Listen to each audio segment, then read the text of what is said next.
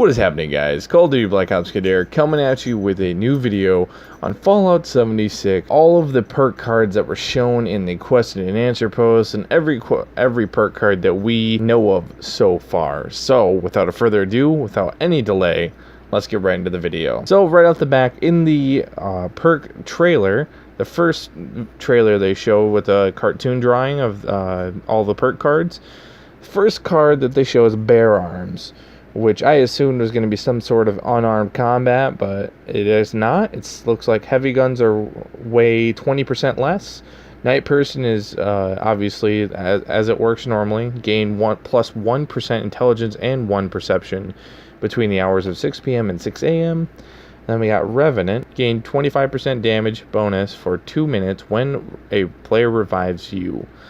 Then we get a little bit of the other perk cards. Animal Friend is something to do with extra damage with animals and be able to recruit them as allies.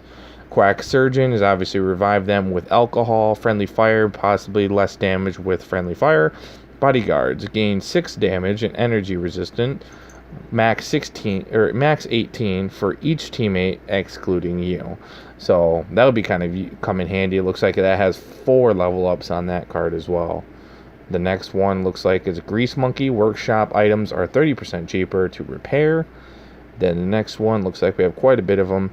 Mr. Sandman, possibly extra damage when people are sleeping, or possibly just sneaking in this assortment. Gunfu, possibly more damage with one-armed weapons. Adrenaline, I actually have no idea. Possibly more damage when you're on drugs. Dodgy, 30% or spend 30 action points to avoid 10% of the enemy attack. Then we got 3 more. Grim Reaper Sprint, Mysterious Savior, and Mystery Meat. Mystery Meat is Stimpaks may generate edible meat tissue. Higher rads improve the chance. So, Grim Reaper Sprint, possibly if you kill more people, you gain more AP or you go faster for a little bit of time. Mysterious Savior, don't really know. Possibly, I don't know. That probably has to do with the Mysterious Stranger, possibly, I don't know. And Mystery Meat is what we went over so far. Also, there's a couple down at the bottom here. I can't really see what they say. One's Outlaw. One's, I think, Bandolier, maybe, I don't know. And then the other one's looks like Bullet Shield. I can't read exactly what it says. Bullet Shield, some sniper, or Bandolier, something with a sniper rifle. I forget what that perk is called. And then Outlaw. I can't read what they say, but at least we know what they do. We can always speculate. Outlaw possibly has something to do with better with revolver or lever action weapons. Bullet Shield, I'm assuming. Can't really read it, it's so blurry and so down there. Possibly has to do with heavy weapons. And then I don't know what that middle one would do. It's got 4 levels though. The perk cards are going to talk about your special abilities and possibly as many hidden secrets that might have. Obviously, strength is increase how much you can carry and the damage of all melee attacks. Perception is obviously VATS and the ability to detect stealthy movement and your see enemies on your compass. Endurance is going to be obviously health action points of draining from sprinting and your resistance to disease. Charisma is the big guy here.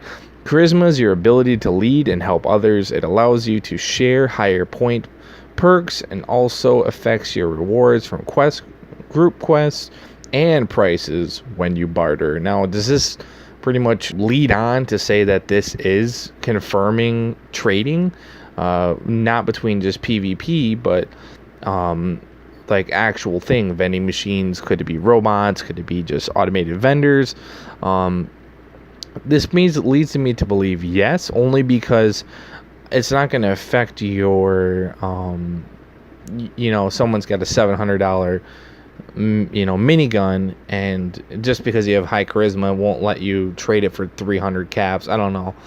It wouldn't make much sense with player versus player, so I'm assuming that bartering is going to be actually a thing that's not PvP, so that's kind of great. Then we go over to intelligence. which is going to be measures your overall mental acuity and affects your ability to hack terminals, the condition and durability of items when you craft and the return from what you get from scrapping. Agility is obviously just the number of action points and VATs and the ability to sneak. Luck is going to be the measure of general good fortune and affects the recharge rate of critical hits as well as the condition and durability of items that you loot. So general good fortune. So that's kind of nice. People might not have went towards luck. I feel like with that, it's kind of nice. Obviously, you can upgrade cards, like I already said earlier. That's going to affect how many you can attribute to your perk slot. Okay, so then we go to this next one here. It's going to show you Gladiator, which just obviously does better with one-handed weapons, doing 10 to 20 to 30% more damage. Green Thumb, you have 25% chance to reap twice as much when harvesting flora, so obviously vegetables and stuff like that. Slow metabolizer, all food suffers hunger by an additional 15%. Obviously that's locked because you can't use it until level 5. Happy Camper, hunger and thirst grow 40% more slowly when in camp or in a team workshop. Also, the next one, Scrounger, 50% chance to find extra ammo when you search an ammo container. So,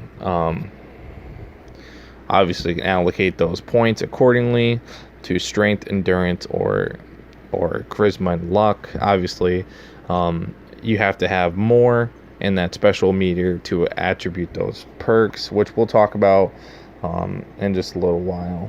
A broader spectrum of what kind of cards we have. Now we have on the left hand side, it looks like Philanthropists, I'm assuming. Restore some of your team's hunger and thirst when you eat or drink. Spiritual Healer, you regenerate health for 5 seconds after regenerating or reviving another player. Squad Maneuver, run 10% more faster when a part of a team.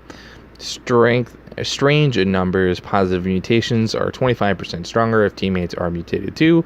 Lone Wanderer, take advantage of adventuring alone, less damage and gain 10% AP regen. Also, Team Medic, Team Stim Packs now also heal nearby enemies for half their normal strength. Bloodsucker attacks now satisfy thirst, so less radiation and heal 50% more. Obviously, some of them might be useful, some might not. Obviously, you can. Those mainly charismas only have one. Then we get another one, Dromedary. All drinks quench thirst by an additional 15%. Obviously, it can be leveled up 3 times. Slow Metabolizer, which we talked about earlier. Happy-Go-Lucky, your luck is increased 2 by 2 when drinking. Quack Surgeon, you can revive a player with liquor. Spiritual Healer, you regenerate health for 5 seconds after reviving another player, which we already talked about. Strength and numbers, we already talked about. Contractor, Crafting Workshop, items cost 25% fewer materials. Massive perks here. So Bandolier, it's ballistic weapons, ammo weigh 90% less, so that's even kind of interesting. Is in Fallout 4, your ammo weighed nothing. Now it's going to weigh something, and Bandolier is definitely going to come in handy, I would say. Sturdy Frame, armor weighs 25% less than normal. Gladiator, obviously, is a one-handed weapons. Two-handed melee weapons do 10% damage. Obviously, can upgrade it 3 times. Heavy guns weigh 40% less. Batteries included. Energy weapon ammo weighs 30% less. Bandolier is obviously 90%, which we talked about. Perceptive Bobble, you hear directional audio when in range of a bobblehead. Panopixerologist, you hear directional audio when in range of magazine. Kind of interesting on that one. Vaccinated, chance of catching a disease from creatures is reduced by 60%. Professional Drinker, there's no chance you'll get addicted to alcohol. You'll no longer take rad damage when swimming and can breathe underwater as Aqua Girl. Same thing in Fallout 4. Bodyguards, we obviously already, but it's level 2 on this one. And it's 8 energy, max of 24. Happy Camper, we already talked about, but this one's max level. Hunger and thirst grow 50% more slowly when at a camp or in team workshops. Here's the big one, Hard Bargain. Buying and selling prices at vendors are better. Now, does this mean that vendors are actually a thing in the game? Like you have NPCs, or is it like, robots? Obviously, this is confirming, trading is going to be a thing in the game between PvP and NPC of some sort. Who knows exactly how it's going to work? They haven't said, but this is pretty much giving you the huge idea. Inspirational: when you are on a team, gain 5% more XP. Party girl: the effects of alcohol are doubled. Nice. And then obviously positive mutations: first aid's 10% more health. Exotic weapons: you can craft rank 1 exotic weapon mods, and plans are required. So that's kind of cool. You can get an idea on how that works. Intelligence: goat legs take 80% less damage from falling. Sprint consumes 20% fewer action points. Starch genes is you will never mutate from rads, and Radaway will never cure mutations. Stim packs generate excessive edible meat, and higher rads improve the chance for that one. Mysterious stranger is mysterious stranger appears more often when using VATS. Luck of the draw is your weapons have a 10% chance to gain conditions when hitting enemies. So that's actually going to be an awesome perk. And then the last perk I want to just quickly go over is when you open the first card pack, Expert Heavy Gunner, your non-explosive heavy guns now do 10% damage. And obviously things like perks like that, you're gonna have to allocate points accordingly, whether or not you want to, if you want to be a super heavy damage build or you want to be a supportive build. It's going to determine on the perk cards that you pick and choose.